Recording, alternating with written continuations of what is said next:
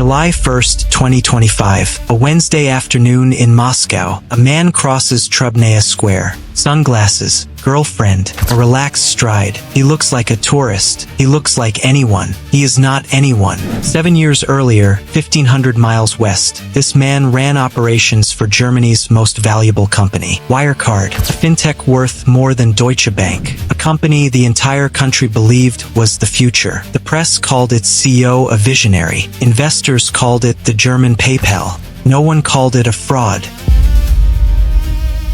September 24, 2018.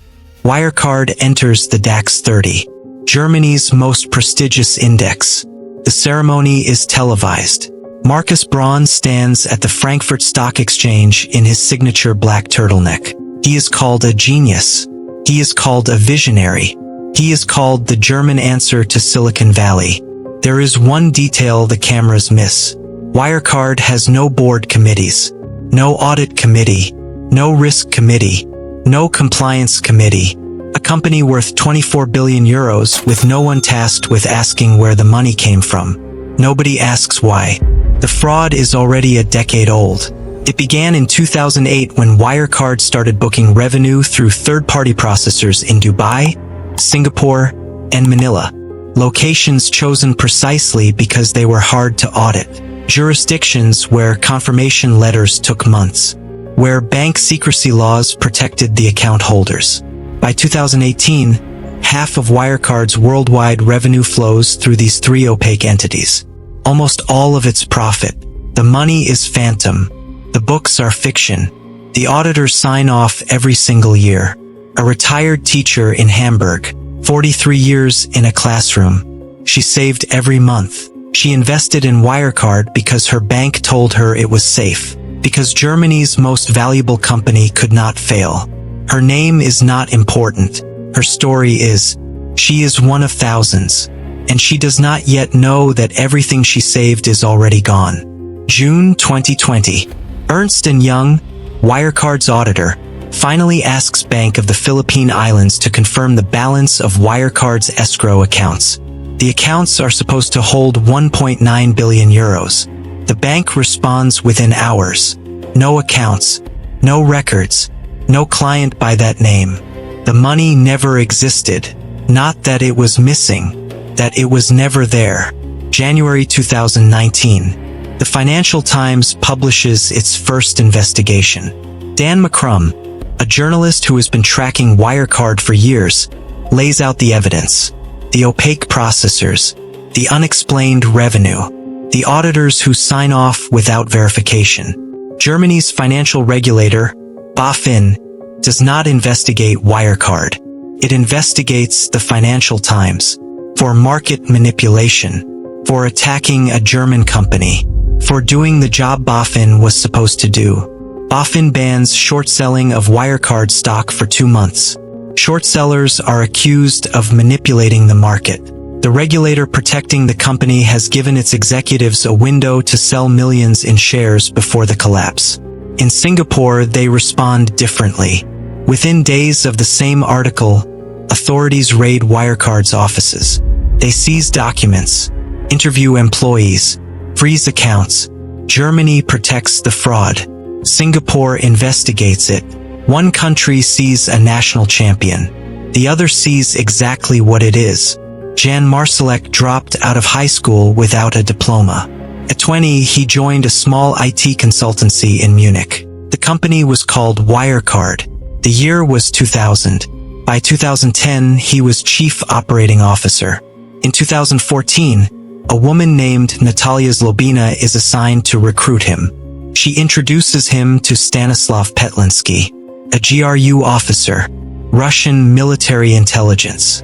From that moment forward, the COO of Germany's fintech darling is a confirmed Russian intelligence asset.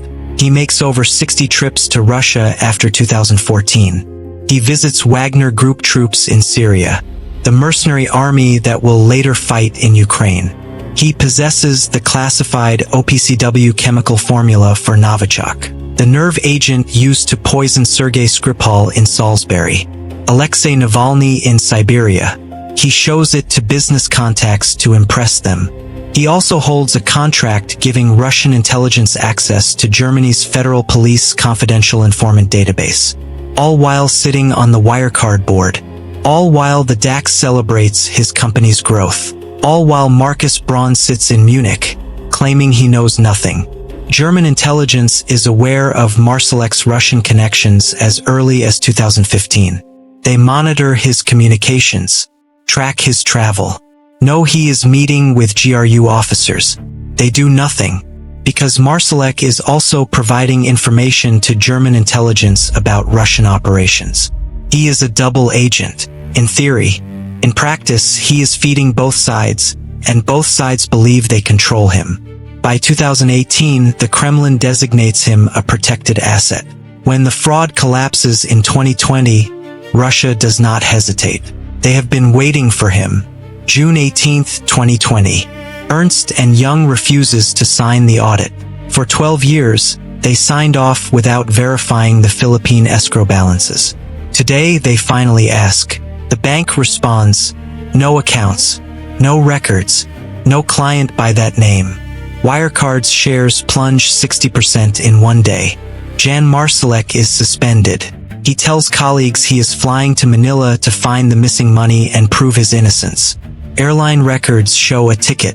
Immigration records show arrival. It is all fabricated. He is not on that plane to Manila. A former Austrian intelligence officer and a far-right politician arrange a private jet to Minsk. From Minsk, he crosses into Russia. Russian special services assign him a new identity. Konstantin Bajazo, an Orthodox priest, a real person, a man who has no idea his name is now being used by Europe's most wanted fugitive. Interpol issues a red notice. German prosecutors issue a European arrest warrant. 5 years pass. Nobody collects him. July 1st, 2025. 5 years after he vanished, Jan Marsalek is photographed walking across Trubnaya Square. Sunglasses. Girlfriend. Relaxed. The Kremlin is not going to give him back. Markus Braun remains in custody in Munich awaiting trial. For years. No verdict.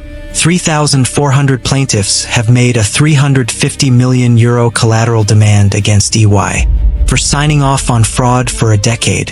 Jan Marsalek did not only steal money. He directed a team of Bulgarian spies to surveil and target investigative journalists, including Christo Grozev, the lead investigator on the Navalny poisoning, the Salisbury nerve agent attack. Grozev is informed while in New York City that he cannot safely return home to Vienna. His home address had been requested by Marsalek's spy cell the day after Bellingcat published its investigation into the Navalny poisoning. The COO of a DAX company was running a Russian spy ring targeting journalists who exposed Kremlin assassination plots. Police find more than 80,000 messages between Marsalek and his spy cell coordinator on a single device. The spy ring is not amateur. It has a coordinator, Orlan Rusev, a Bulgarian national arrested in Great Yarmouth. It has operatives across Europe, surveillance equipment, a budget funded by Wirecard's phantom profits. Marsalek's requests are specific: addresses, travel patterns, vulnerabilities. The journalists he targets are not writing about Wirecard. They are writing about Novichok, about assassinations ordered by the Kremlin. Marsalek is not protecting his fraud. He is protecting his handlers. The fraud is a cover. The spy work is the point. EY signed off for a decade. BaFin prosecuted the journalists instead of the fraud.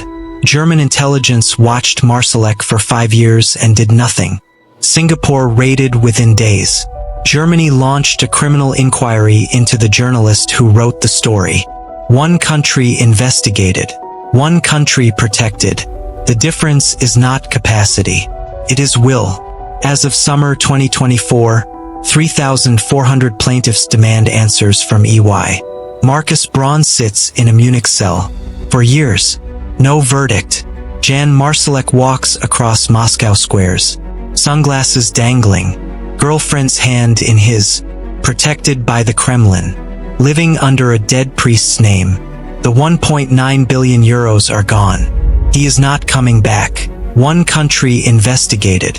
One country protected. Singapore raided within days. Germany prosecuted the journalist who exposed the truth. The documents are in the description. The SEC report, the Bellingcat investigation, the Financial Times archive that BaFin tried to bury. Read them, share them, ask why they still have not answered for what they did. The money never existed. The spy always did. And the people who let it happen, they are still in their jobs.